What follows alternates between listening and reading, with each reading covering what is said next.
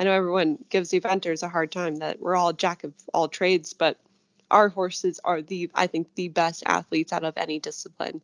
We ask so much of them every day, and it's crazy when you have a good 5-star horse. They're just the most amazing athlete out there. The hard thing is, so you have to, you have to get them quiet enough to do dressage and show off all of those movements, but then you have to have them so fit to go around that 4 to 6 mile cross country course, and then you expect them to show jump clear the next day. It's just insane. They're such incredible athletes, and their minds are amazing. You might get a little bit of a sharp horse, but they try so hard every time you ride them. It's amazing. So they're freaks of nature, these 5-star horses. They're insane. Welcome to the Practical Horseman podcast, featuring conversations with respected riders, industry leaders, and horse care experts. The show is co-hosted by Practical Horseman editors, and our goal is to inform, educate, and inspire. I'm Julia Murphy, and this week's episode is with Team USA International 5-Star eventer Caroline Martin. From a young age, Caroline made her mark on the world of eventing as a rising star and future asset for U.S. teams. At just 17 years old, she was named to the USEA High Performance Training List, making her the youngest equestrian to do so. By the age of 18, Caroline had won gold at the 2013 North American Youth Championships, and by 2018, she'd been named the USEA's Young Rider of the Year multiple times. To date, Caroline has represented her country on multiple Nations Cup teams and topped annual leaderboards countless times. Now, at just 26 years old, Caroline balances her time between running her business and competing at the highest level of eventing. But, prior to her success, Caroline admits that horses weren't her absolute focus growing up. She liked to play other sports, she built time for a quote-unquote normal social life that any high schooler wants, and even studied abroad in Nicaragua to see what life would be like without horses. But that life without horses was short-lived, and in this episode, Caroline shares that she learned during her time away that she needed horses to be a part of her life. From there forward, horses did become her focus, so much so that Caroline now runs her own business, which supports her career as a top player in U.S. eventing. You'll hear more on that from Caroline in a bit, but before diving into the conversation, I'd like to thank the sponsor of this week's podcast, Bimeda, and share their message. Bimeda might be the biggest animal health company you've never heard of until now. Bimeda's products have been trusted by vets and owners since the 1960s when their Irish roots began. Bimeda is one of the largest producers of dewormers like Equimax, Vimectin, and Exodus. World-renowned equine athletes also rely on polyglycan, a patented formula that replaces lost or damaged synovial fluid, and Confidence Ec Pheromone Gel, which reduces and prevents equine stress. Consult your vet and visit bimedaus.com to see where to buy. Now, let's get into the conversation with Caroline. Okay, so we're going to start with the basics, pretty introductory questions. And the first question is, how did you get interested in horses and riding? So when I was, I think, around 3 years old, my dad actually made a little bit of money. So my mom's always wanted a horse. So he went out and bought her first horse. So it was off a track thoroughbred. And so there was a local eventing barn that was about 40 minutes away, and that was the only local barn we have in our area in Pennsylvania. So it just so happened to be an event barn. So he bought her a horse. She started riding, getting lessons, and then she drugged me to the barn every day because I was so young. I had nothing else to do. So that's kind of how I got started into the horses. And naturally, she kept riding. And then when I got a little bit older, I think around 7, she put me into pony camps and stuff like that. And yeah, just kind of got the bug that way. Pony camps. I think we've all been there, right? Absolutely. It was a summer blast. Camps. Yeah. And so what is it about horses and the sport that has kept you involved for so long? Yeah, that's a good question. So I actually, when I was 15, I spent a year abroad, and I kind of took myself away from the horses because I thought, I had Buck Davidson living on my property when I was younger, and I thought everyone was crazy, 6 a.m. till 6 p.m. every day, all day, and no one really ever got a day off. And I was like, these people are crazy. Why would you want to do this? And I took a year off from horses completely. And then when I missed it so much, like I literally think it's just a part of me. You can't take horses out of me. So I got really depressed and just couldn't handle it. I moved back to the States and I got my Young Riders horse as a 4-year-old. His name was Quantum Solace, and he won the gold medal at Young Riders a few years later. And I was just hooked. I couldn't do anything but horses. So, yeah. I actually I spoke to Doug Payne a couple weeks ago, and he actually was like, it's kind of like a drug. And I was like, yeah, it's kind of addicting. You can't, once you start, you can't get out of it. No, goodness, no. And I know I definitely tried to, but it's just 100% part of me, and I love it. I love the community that eventing has. We're such a tight knit group of people, and everyone's there every weekend. We do it because we love the horses, and there's nothing better. There's nothing better than going out and cross country and going into that start box and having complete faith in the horse and know that you can jump anything in your way. We've all sat on this couple horses that you get a bit nervous on, but knock on wood, I have such a great string that every time I go to that box, I'm now, honestly, you're like almost get this feeling you're invincible. So yeah. And I'm curious, where did you go abroad? Where did you live abroad for a year? Nicaragua is actually in Central America. Mm-hmm. So my father does business down there. So I just thought I was always going down there as a kid, and I actually grew up in Panama. And so I wanted to spend a little bit more time with him and kind of, get more of a worldly experience. I didn't want to be completely, not sheltered, wouldn't be a good word, but just, the typical upbringing. I wanted to be a little bit, again, more worldly. So it was a really great experience. I did a lot of volunteer work, and um, it was an abnormal high school experience, but it was normal in the way that I wasn't always in the barn. I was able to have a little bit of a social life and kind of do different sports and did that type of thing, where normally when I lived over here in America, it was always horses, horses, horses. So it was a really, really great experience. I'm very appreciative of it, but I'm very glad that I got back into horses and stuck with it. And from that age that you started getting really serious into it, and now even in your career, who are the mentors and the people who have influenced your riding over the years? So I was brought up the levels with Buck Davidson. He was my coach, I think, about 10, 12 years. And then I trained with Leslie Law for a few years when I was a developing rider. And then as a professional, I train very closely with Ann Krasinski and Betsy Steiner. And then I have some specialty coaches like Peter Gray when he's not being a dressage judge. I'm also take quite a few lessons with whatever team coach at the moment. So Eric Duvander, and also Leslie, because he is the developing rider or the emerging rider coach. So between those 4 or 5 people, I've got a really, really good team. Work really closely with Ann and Betsy. They're at my farm every week or every other week. So it's great to have them. This next one is kind of a broad question, but why is it that you like eventing so much? What is it about eventing specifically, of all the disciplines, that you just love so much?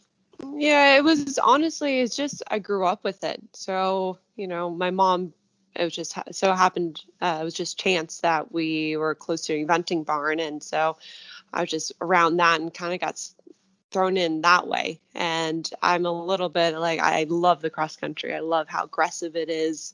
Um, I love how you have to ride a little bit by the seat of your pants. I love the scrappiness, but yet, the top riders, it's just you have to ride perfectly around that course. And it's such a great feeling when you come off a course and you kind of know you've conquered it. There's no feeling like that. And it keeps it interesting, having 3 disciplines. They all fit in with each other. Your flat work transfers over to your cross country and your show jumping. So, but every day you get to do something different, and you just keep learning. You might go to one show and you need to improve your dressage and show jumping. Then the next show you need to improve the horse's fitness, and it's so interesting how to become the best in it. It's so difficult. I know everyone gives the eventers a hard time that we're all jack of all trades, but our horses are I think the best athletes out of any discipline.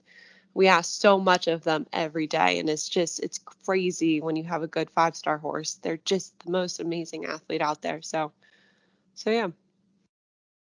They are so incredible to watch. I have to admit, so I have a hunter jumper background, but and I just started going to events for the first time ever.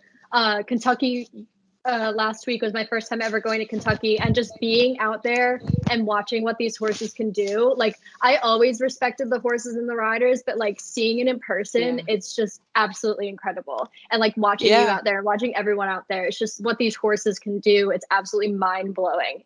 Yeah, it is. And it's the hard thing is, so you have to, you have to get them quiet enough to do dressage and show off all of those movements, but then you have to have them so fit to go around that 4 to 6 mile cross country course. And then you expect them to show jump clear the next day. It's just insane. They're such incredible athletes, and their minds are amazing. You might get a little bit of a sharp horse, but they try so hard every time you ride them. It's amazing, so they're freaks of nature, these 5-star horses. They're insane. So. And then speaking of conquering like you were before, can you talk about some of the most important wins in your life? Yeah, honestly, my Young Rider win would be really sentimental. I won, I can't remember, maybe it was 2013, something like that. I won the 3-star long on my Quantum Solace horse, and he was the first horse I really produced from scratch as a 4-year-old. And it was special because the week after that, I was supposed to go back to school, go back to high school. And I remember, like, I was telling my parents, no, I want to do eventing as my career. Like, I swear, I promise, like, I'll, work hard. I'll be able to do it. Just, give me the opportunity. Right now is really important. And they're like, yeah, we'll see. It might be just a transient thing. You might want to end up doing something else for a living. And I remember winning Young Riders and being like, see, I'm serious. Like, please. And they're like, the next week I had to go back. And they're like, okay, all right, fine. We'll let you switch to online. And then, and then you can do this as your career. And I haven't, deviated from my plan. I'm still doing it and I love it, and I couldn't imagine doing anything else. So that win was important because I really started my career. And then I did, when I had the win at Carolina International as a 4-short on a horse I only had for a few weeks. The horse was originally produced by Buck Davidson, and then they were going to sell him. My parents owned him, and I asked if I could have the ride on him for a little bit and get to learn a little bit more on the horse. And, as he was a seasoned pro. And yeah, then I had the win on there. And he was not an easy horse. Like, he was a horse that would go into show jumping and have 5 or 6 down, especially at the advanced level. And I don't think the horse ever made the time cross country. And I don't know, we just kind of got along really well, the horse and I. And so to win that big division really was a confidence builder for me, just to prove to myself and prove to everyone that, we were able to become, very competitive at the level.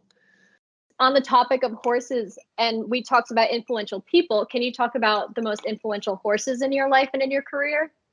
Quantum Solace would be the most influential horse of my career. He had a heart of gold. He was one of those horses that he would try 110% every day, even though he didn't have the most talent. He was just a freak of nature, how much he would try. He's the sweetest animal you can be around. You can ride him bareback one day and go ask him to go around a top cross-country course the next day. So there's not many horses like that. And I don't think I'll ever have a horse like him again.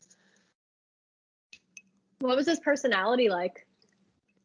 Yeah, he was a little bit grumpy in the stall, but he was a sweetheart. It's kind of hard to explain. He didn't want you to hold him and kiss him and love him, but he wanted always to be the one that got brushed first or fed first or the most attention paid to, so he was a grumpy old man, but he had the heart of gold. And a little more talk about competition as far as winning and losing. In this sport, you can never predict how something's going to go with horses. Things don't always go as planned. So how do you deal with maybe not winning something, or if you had an expectation for a horse or a show and it didn't go the way that you wanted to? How do you deal with that? I work harder, to be honest. So Kentucky didn't go that well for me. I have to say, I'm pretty disappointed in myself. And so, we drove home Sunday night, get to the barn. I'm out. We get home at like 3 a.m. Monday, and I'm out in the barn 7 a.m. Monday, unpacking, riding, training. I went to the gym. I've been to the gym every single day this week, starting at 5 a.m. and just kind of, I don't know. I don't know if it's right or wrong, but my philosophy is, I'm going to keep training harder and pushing my body the most I can. So until I can win, um, I'm way too competitive. I wish I wasn't so competitive, but I don't know what else to do. So just keep working harder. And I feel like if I'm working the hardest, eventually it has to go my way. So. And then at big competitions like Kentucky, do you ever get nervous? Or like, how do you handle your nerves? I don't get too nervous. The biggest thing is it depends what you're sitting on. If you're not sitting on, let's say, a horse that you don't believe that can make it around the competition, then yeah, I'm probably throwing up and I can't handle my nerves. But knock on wood, I've been really fortunate to have extremely, extremely good horses, and I 110% believe in them. So I get nervous because I want to do well, but I don't get stage fright. I try to make sure I'm focused. I do run a really big sales operation. We sell about 100 horses a year. So the big thing for me at the competitions is that I'm not dealing too much. I tell people that you have to give me the week off, and if you want to buy a horse or if you need this or that you have to wait till after my competition. So that's a big thing. I just make sure that I'm 100% focused and not being pulled in too many directions at the big shows. This kind of goes along with that theme. Do you have any routines before big shows, or any superstitions, or anything you like to do before you get out in the ring or out on cross country? Yeah, I have so many superstitions. And the funny thing is, every time I break a bone or have a fall or something happens, then I start with a clean slate. So at Kentucky, I had the week before, I had two very young horses in a long in Ocala. So I kept the same pants and the shirts. I washed them obviously, but I kept them aside, and I rewore those cross country clothes because I deemed them lucky for some reason. And then yeah, like it depends. Sometimes in my brain, like if I have a whole bunch of horses in a show, um, the way I circle like the start box, if I had the horse before that went really well and I say circle the start box twice or something like that, I try to do that on my next horse and keep it in the routine and kind of follow the same path. I don't know why I work that way, but that's just kind of how I've been. And then of course, if I fall off or have a stop or something, then I'm like, okay, you're being crazy, Caroline. There's no such thing as good luck or bad luck. That's pretty funny. And then as far as training, like when you're home and training your horses and training yourself, do you have a philosophy that you like to follow? Yeah. And the biggest thing is you have to have a plan. So long term and short term. And so each horse, I look at them and I say, this horse, what level does this horse need to finish this year? What is this horse's weaknesses and stuff like that? And so I write a schedule every day, but then I also every 6 months every 6 months I write a 6 month schedule. So right now I'm just finishing up with everyone's spring plans, and now I got to prepare for everyone's fall plans. So, and I kind of work the schedule backwards to see, what days the horses need to gallop. Us eventers, we gallop the horses every 4 to 5 days, especially going to a big 3 day. So their fitness work is really important, and then their flat work. And then I catch up with my specialty coaches, so Anne and Betsy, and see, when they have time to help me with the flat work and the jumping. And then, yeah, I plan a lot. I write a lot of schedules. I write a lot of notes, and then every horse has their own schedule, and depending on their weaknesses and their strengths. We have some horses that have more thoroughbred in them, so they might do less fitness work, but they might need more flat work. And then I have some horses that are great on the flat and need to be on my hill in Pennsylvania, 6 days a week. So yeah. How often do you get to train with your specialty coaches? I try to do it bi-weekly. It also depends on their schedule. So when I'm in Ocala, Ann Krasinski comes up from Wellington, so we might do every other week, but when she comes for that day, we're jumping 15 horses together. So she gets there about 10 a.m., 9 a.m., and we're jumping all the way till 6 p.m. and literally nonstop. We take about a 20-minute break to drag the ring, and then for her to eat lunch and me to chug a Red Bull or something like that.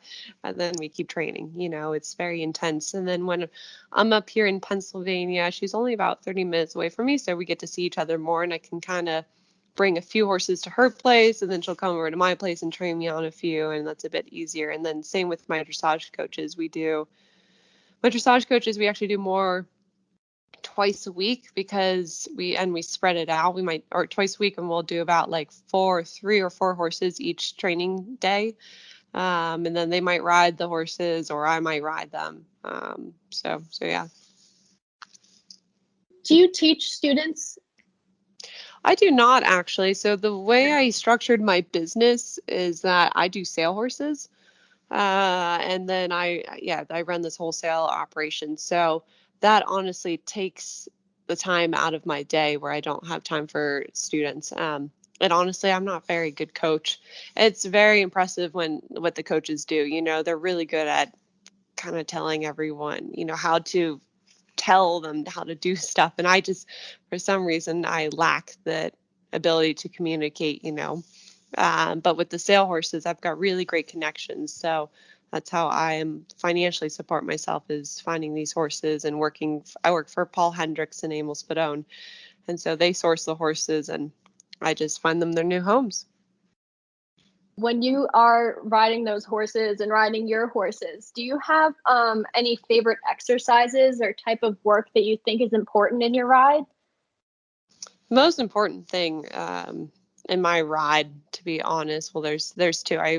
Fitness is a huge thing. We've got a really great trot path, and I do a lot of my dressage up on the hills. But the second thing is, to take your time and to warm up the horses and to actually make them enjoy it. Like everyone, I find that sometimes, everyone gets into kind of a drilling mentality and stuff like that. And when you have kind of a day where both of you don't feel like you're doing 100%, go for a hack, and have a really good plan. I can tell there's tons of exercises I like to do. I like to do bounces in the field. I like to make sure I have I love to put all the show jumps really small and kind of go in and out of the lines, and maybe put a 4 stride and a 3 stride, and make the horses really adjustable. And especially for eventing, your horse kind of has to trust you 110%. Sometimes, like at Kentucky, you had a few jumps that were around on blind turns and the horse didn't see it till the last second. So we have to have our horses so trained that they pick up literally when you tell them to pick up. So yes, there's lots of stuff like that, but a little bit my philosophy is that you and your horse have to kind of enjoy it.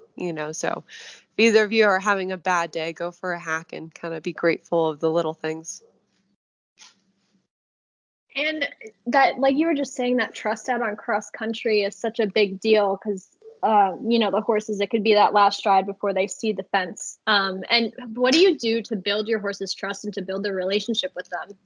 Yeah, that's a great question. I can give you an example. So I got a horse in about 2 years ago, and it was a super troubled horse. I sold it for a friend of mine, or I was selling it for a friend of mine, and it arrived to me and it wouldn't jump over a cross rail. His name's Diablo Hit. And I remember the day he arrived, I actually had a broken collarbone from a different horse. And I threw 2 of my riders on him. The first rider got on him. I said, "Oh, why don't you go jump across rail? This horse is beautiful. I want to see it jump." Slams on the brake. The girl goes over his head and she breaks her arm. And then the next girl, I'm like, "Oh, come on. All right." So I tell the next girl to get on. Same thing happens. She falls off and breaks her tailbone. And I'm like, "Come on, guys. Like, this horse can't be that bad." And I remember I'm rehabbing. And so we did a lot of just cavalettis and logs, and just really brought it back to the basics. And the biggest thing is the basics with these horses. And then I remember getting on the horse after my surgery and getting fixed up, and I really just took my time. And with the event horses, they gotta trust you 100%. You gotta, every time you ride them, you have to, you're either training the horse or untraining the horse. And every time I got on Diablo, I made sure I explained everything the best to my ability. I never once lied to him or, try to set up something that tricked him or anything like that. I was just always 100% honest with him and just showed him the way he should be. And knock on wood, this horse has been incredible. He was a horse that would get eliminated at training level to a horse that won the national championships 2-star long last year and has been top in all of his intermediates. So patience is the biggest thing. And again, not lying to these horses, just every day. You just have a small goal. Your goal might be, I just want to hack down to the field on a loose rein. And then you just every day, you just try 110%. And eventually, I think they always come around. I don't think I've maybe only had one horse out of, probably hundreds of horses that have came through my barn that has had an issue that I don't think I've been able to fix. Yeah. Do you do any type of groundwork with them when it comes to trust and building relationships? Honestly, not. I'm no Tick Maynard. I don't do any of that stuff. I think it's so impressive what they do, but I've honestly never been taught that or never really tried much of that. I've just done everything on their back, that's just naturally where I always go to. We do a little bit of lunging over cross country jumps and stuff like that, but I found always I like to fix the horses on their back and try to figure it out that way. And I'm a big believer that, on the ground, they got to be well behaved. They got to stand on the grass aids. They got to do, behave for the farrier, behave for the vet. They have to behave when you turn them in and out. They got to walk on your shoulder and stuff like that. But the biggest thing is, like, when I'm up here in Pennsylvania, I give all my horses, my personal horses, they all have stall guards, and I feed them buckets and buckets of treats. That's a big thing for me is I like to bribe my horses, bribe them as much as possible. You can't hear me, but I was laughing on the other end. And then just a couple more questions just to wrap up. So why do you think you have been so successful as a rider in your career? Oh, I don't think I'm successful at all. Every day it kills me. There's so much more there's so much I need to win, and I need to do better. I don't think I've ever been successful. I think if anything, I've been lucky and I've been on really, really good horses and I've had really good training. It's just, yeah, I'm sorry. I can't answer your question. I think maybe hopefully in 40 years. So I'm 26 now. So maybe hopefully in 40 years or 30 years, you can ask me that question and I can answer it. And hopefully I can tell you, oh, yes, I'm finally successful, but I am nowhere nearly as successful as I want to be or can be.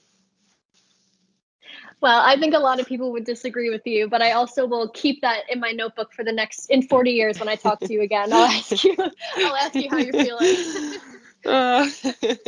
And then what is the hardest part of this sport for you? The lows, to be honest. When the horses get hurt, it's so devastating. You put your heart and soul in these horses, and when they're injured, it breaks my heart. If they get hurt, if it's, career ending, I'm fine with that. If they can at least go live out in the field and maybe get to do something lower levels, and that's fine. But the toughest thing is the lows in the sport. You put everything into it, then everything can be taken away from you the next day. I'd never mind if I'm getting hurt. I'm fine with that. Sometimes I joke and I'm like, great, I can finally get a day off if I get to break my collarbone or my foot or something like that. But yeah, it's just nothing heartbreaking than when the horses get hurt. It's really sad, but knock on wood, I've got such a great team of farriers and vets, and they care just as much as I do about these animals. And I've been very fortunate. But still, it still happens. It's part of the sport, and it's any high performance athlete. There's every soccer player, football player, everyone eventually gets hurt. So that's the tough part.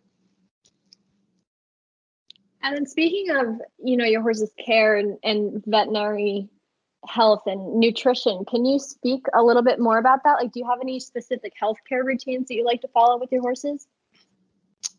I think good riding benefits the most out of everything. You can give your horses all the injections, you can get them all the fancy equipment, you can do this and you can do that, but good riding is the most important, and doing proper fitness work. My Island Wood horse, he right before, like during when he's in full work right now, he's on holiday and he's getting fat and happy, but he works 6 days a week, twice a day. He'll go for an hour hack in the morning, just up and down the hills, and then I'll do a second ride on him, either flat work or dressage or actual fitness work like a gallop or a trot set. So I think that is the biggest thing, making sure that you're riding them and making sure that they're fit, that you're not pressing their body, too much, too often. Giving them their breaks is really important, and having a really good team. I know I can call my farrier, my vet, my whole team at any point. I can call them at midnight and I know they'll be here, and they're, that they care about the horses just as much as I do. And it's really cool. Like when I went to Kentucky, they're all there for me. They're all in the star box for me. And it's so cool to have everyone that has your back. So. And then I know you are still quite young and so successful for your age, but what is there any advice you could think that you would give your younger self, even though that wasn't that long ago? Yeah, probably. Well, probably just trust the program or trust where you're going. There's so many times where I was so unhappy because I was wishing I was doing better, or wish I was doing more, doing this or doing that. And sometimes I wish I took a little bit of a deep breath when I was younger and just trust the process. But I probably will say the same thing for the rest of my life, that just, Caroline, take a deep breath and enjoy every little part. I remember when I won Carolina, the next day I didn't, like, everyone's like, oh, do you want to go drinking? Do you want to go party? Do you want to do this? And I'm like, no, I need to go work. I need to work more.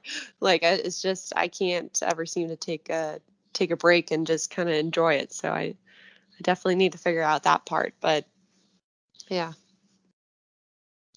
And then last question, what's next for you? What's on your agenda for you and your horses?